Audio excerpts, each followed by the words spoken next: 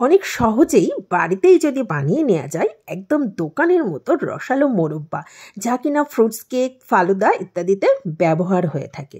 নমস্কার বন্ধুরা, আমি মৌমিতা, আপনারা দেখছেন মৌমিতার রান্নাবাটি। আজকে আমি আপনাদের সাথে চাল কুমড়ো দিয়ে তৈরি মোরব্বার রেসিপি শেয়ার করব। বাজার থেকে আমরা মোরব্বা কিনে থাকি, তা বেশ দামও নেয়। বাড়িতেই যদি খুব কম খরচায় সহজেই এরকম মোরব্বা তৈরি করে নেওয়া যায় একদম দোকানের মতো, তাহলে আর দেরি কেন, আসুন দেখে নেওয়া যাক এই রেসিপিটি আমি কিভাবে তৈরি করেছি। আর হ্যাঁ, রেসিপিটি ভালো লাগলে লাইক দিয়ে চ্যানেলটি সাবস্ক্রাইব করে আমার পাশে থাকবেন। মোরব্বা তৈরি করার জন্য এখানে আমি একটা চাল কুমড়ো নিয়ে নিয়েছি, একটা পাকা চাল কুমড়ো, বেশ বড় সাইজের চাল কুমড়ো। আর চাল কুমড়োটা পাকা সেটা বোঝার উপায় হলো চাল কুমড়োর গায়ে এভাবে হাত দিয়ে ঘষলে চাল কুমড়োটা পাকা হলে হাতে এরকম সাদা সাদা লেগে যাবে। আর মোরব্বা তৈরি করার জন্য অবশ্যই পাকা চাল কুমড়ো দরকার, তার কারণ কাঁচা চাল কুমড়ো দিয়ে মোরব্বা করলে কিন্তু মোরব্বাটা বেশি দিন রাখা যাবে না। তাই প্রথমে চাল কুমড়োটাকে কেটে নেব। চাল কুমড়োটা থেকে কেটে প্রায় 500 মতো আমি নিয়ে নিয়েছি, আর এই খোসাটাও আমি ছাড়িয়ে নিয়েছি। এবার একটা চাকুর সাহায্যে চাল কুমড়োর এই মুখের নরম অংশটা কেটে বাদ দিয়ে নেব। এটা কিন্তু অবশ্যই করতে হবে। তাহলে এইভাবে আমি একটা চাকুর সাহায্যে সমস্ত চাল কুমড়োর মুখের অংশগুলোকে কেটে বাদ দিয়ে নিচ্ছি। চাল কুমড়োর টুকরোগুলো থেকে এই মুখের অংশটা কেটে বাদ দিয়ে দিয়েছি। এবার আমি একটা চাকুর সাহায্যে এই চাল কুমড়োর টুকরোগুলোকে আরেকটু ছোট ছোট টুকরো করে নেব। এবার একটা চাল কুমড়োর টুকরো নিয়ে নিয়েছি, আর নিয়ে নিয়েছি একটা কাঁটা চামচ।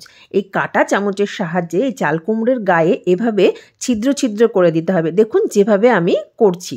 এই চাল কুমড়ো তৈরির যে প্রক্রিয়াটা, তার মধ্যে এইটাই একটু সময় সাপেক্ষ, আর খুব ধৈর্য সহকারে এভাবে চাল কুমড়োর গায়ে কাঁটা চামচ দিয়ে এভাবে ফুটো ফুটো করে দিতে হবে। তাহলে কি হবে, আমরা যখন এই চাল কুমড়োগুলোকে চিনির রসে দেব, তখন চিনির রস কিন্তু এই চাল কুমড়োর ভেতরে খুব ভালোভাবে ঢুকবে এবং চাল কুমড়োগুলো খুব রসালো হবে। তাই চাল কুমড়োটাকে ঘুরিয়ে ঘুরিয়ে এর সমস্ত জায়গায় এই ছিদ্রটা করে দিতে হবে। দেখুন এই চাল কুমড়োটাকে ছিদ্র করে দেওয়ার জন্য এটা কতটা নরম হয়ে গেছে, হাত দিয়ে এটাকে বেশ ভাঁজ করা যাচ্ছে। এইবার এই চাল কুমড়োর টুকরোগুলোকে আমি আরেকটু ছোট ছোট করে নিচ্ছি। এই যে এরকম চৌকো করে কেটে নিচ্ছি। আপনারা চাইলে আপনাদের সুবিধা মতো লম্বাও রাখতে পারেন। আমি প্রথম অবস্থায় চাল কুমড়োর টুকরোগুলোকে একটু বড় রেখেছিলাম, তার কারণ যাতে কাঁটা চামচ দিয়ে এর গায়ে ছিদ্র করতে আমার সুবিধা হয়। সমস্ত চাল কুমড়োগুলোকে আমি এভাবে ছোট ছোট টুকরো করে কেটে নিয়েছি। আর এই চাল কুমড়োগুলোকে চুনের জলে ভেজানোর জন্য আমি নিয়ে নিয়েছি এরকম 1 প্যাকেট চুন। এই চুনটা আপনারা যে কোনো পানের দোকানে পেয়ে যাবেন। এখানে আমি 1 বাটি জল নিয়ে নিয়েছি, আর এই চুনের প্যাকেট থেকে অর্ধেকটা, মানে যে 5 টাকার যে আমি চুনের প্যাকেটটা কিনেছিলাম এর প্রায় অর্ধেকটা আমি নিয়ে নিচ্ছি। এবার এটাকে আমি এই দিয়ে জলের সাথে খুব ভালো করে মিশিয়ে নিচ্ছি। এভাবে হাত দিয়ে কিন্তু এটাকে ভালো করে মিশিয়ে নিতে হবে। চুন জলের সাথে খুব ভালো করে মিশিয়ে নিয়েছি। এবার কেটে রাখা চাল কুমড়োগুলোকে এই চুনের জলের মধ্যে দিয়ে দিতে হবে। এভাবে সমস্ত চাল কুমড়োর টুকরোগুলোকে চুনের জলে দিয়ে এটাকে 10 থেকে 12 ঘন্টা রেখে দিতে হবে। এই কাজটা কিন্তু অবশ্যই করতে হবে, মানে চুনের জলে চাল কুমড়োর টুকরোগুলোকে 10 থেকে 12 ঘন্টা ভিজিয়ে রাখতে হবে। প্রায় 12 ঘন্টা পর আমি এই ঢাকনাটাকে খুলে নিচ্ছি। এই চুনের জলে চাল কুমড়োর টুকরোগুলোকে ভিজিয়ে রাখার জন্য এই চাল কুমড়োর টুকরোগুলো কিন্তু আগের থেকে অনেক বেশি শক্ত হয়ে গেছে, যার ফলে চিনির রসে যখন এগুলোকে দেব চাল কুমড়োর টুকরোগুলো ভেঙে যাবে না। আর এই চুনের জলে দেওয়ার কারণেই চাল কুমড়োর টুকরোগুলো আরও অনেক বেশি সাদা হয়ে গেছে। আরও একটা কারণেই কিন্তু চুনের জলে দেওয়া হয়, তার কারণ এই চুনের জলে দিলে মোরব্বাগুলো অনেক দিন পর্যন্ত খুব ভালো থাকে। চাল কুমড়োর টুকরোগুলোকে বেশ কয়েকবার ডলে ডলে জল পাল্টে পাল্টে এগুলোকে ধুয়ে নিচ্ছি। দেখতেই পাচ্ছেন এগুলো কতটা সুন্দরভাবে পরিষ্কার হয়ে গেছে। এটাকে ভালোভাবে ধুয়ে নিতে হবে যাতে এর গায়ে চুন লেগে না থাকে। এবার এটাকে একটা অন্য পাত্রের মধ্যে নিয়ে নিচ্ছি। এবার চাল কুমড়োর টুকরোগুলোকে সিদ্ধ করে নিতে হবে। সেজন্য আমি গ্যাসে একটা কড়াই বসিয়ে চাল কুমড়োর টুকরোগুলোকে দিয়ে দিয়েছি, আর দিয়ে দিয়েছি বেশ খানিকটা জল। দেখতেই পাচ্ছেন চাল কুমড়োর টুকরোগুলো কিন্তু জলের মধ্যে ডুবে আছে। জলটা কিন্তু এভাবেই দিতে হবে।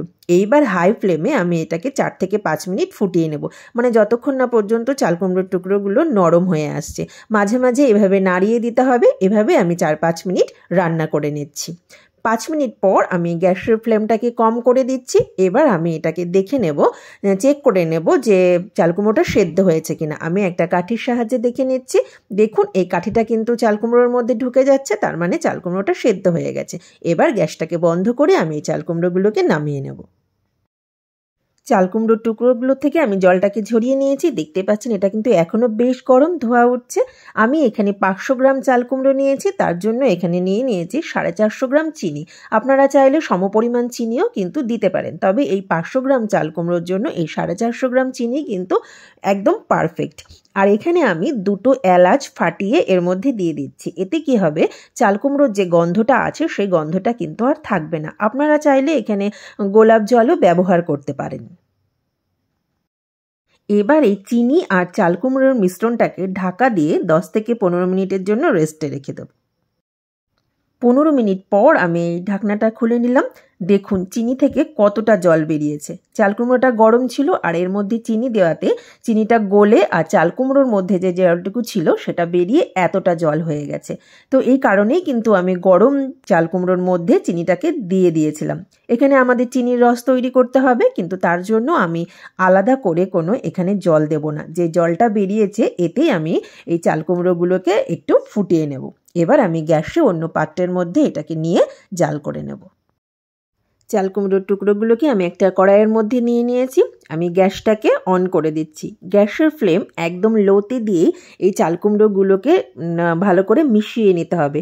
আমি এখানে কোনো এক্সট্রা জল আর দেব না, তো সেই কারণেই কিন্তু গ্যাসের ফ্লেমটাকে অবশ্যই লোতে দিয়ে এগুলোকে জাল করে নিতে হবে। তা না হলে কি হবে, এই জলটা মানে চিনির যে রসটা এটা তাড়াতাড়ি শুকিয়ে যাবে, তার ফলে কি হবে চাল কুমড়োর ভেতরে রসটা ঠিকভাবে ঢুকবে না। তাই লো ফ্লেমেই এইটাকে আমি ভালো করে নাড়াচাড়া করে 5 থেকে 10 মিনিট রান্না করে নেব। চাল কুমড়োর টুকরোগুলোকে মাঝে মাঝে একটু নাড়াচাড়া করে দিচ্ছি, যাতে প্রত্যেকটা চাল কুমড়োর টুকরোর মধ্যে চিনির রস খুব ভালোভাবে ঢোকে।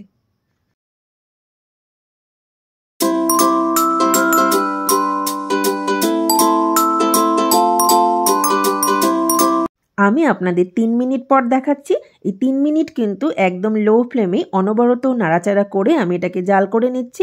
দেখুন এই চিনির রসটা কিন্তু অনেকটাই শুকিয়ে গেছে, এটাকে আরও কিছুক্ষণ জাল করে নিতে হবে। প্রায় 7 মিনিট পর আমি আপনাদের দেখাচ্ছি। দেখুন চিনির রসটা অনেকটাই শুকিয়ে গেছে, আরও 2 থেকে 3 মিনিট লো ফ্লেমে আমি এটাকে জাল করে নেব। চিনির রসটা কিন্তু একদম শুকিয়ে গেছে, মোরব্বাটা একদম রেডি। তাই টোটাল আমাদের 10 মিনিট সময় ধরে আমরা এটাকে জাল করলাম। এবার এটাকে নামিয়ে ঠান্ডা করে নেব। তাহলে দেখলেন বন্ধুরা কত সহজে কম উপকরণে বাড়িতে এরকম দোকানের মতো মোরব্বা তৈরি করে নেওয়া যায়। তা আপনারা কিন্তু বাড়িতে এটা অবশ্যই ট্রাই করবেন। এই চাল কুমড়োর মোরব্বাগুলো কোনো এয়ারটাইট কন্টেনারে করে রেখে দিলে আপনারা অনেক দিন পর্যন্ত কিন্তু এটা খেতে পারবেন, এটা একদম ভালো থাকবে। তাহলে বন্ধুরা এই রেসিপিটি যদি আপনাদের ভালো লেগে থাকে তাহলে লাইক, শেয়ার ও চ্যানেলটি সাবস্ক্রাইব করে আমার পাশে থাকবেন। ধন্যবাদ।